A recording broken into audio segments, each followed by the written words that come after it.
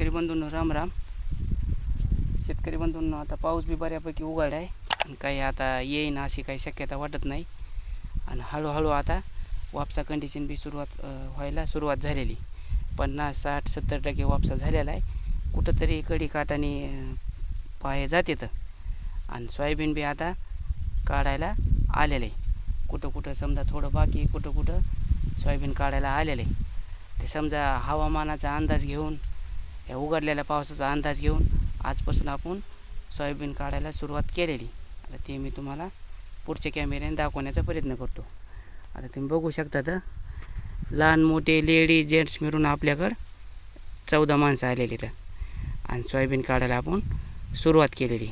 आता पावसाने झटकून समजा जे काही पदरात पडन आता ते आपल्याला काढणंच भाग आहे आणि त्याची सुगी करणंच भाग आहे. आता भलेही त्याच्यात समजा काही नफा राहू नाही तर राहू नाही तर नाही राहू, पण सोयाबीन काढायला सुरुवात केलेली.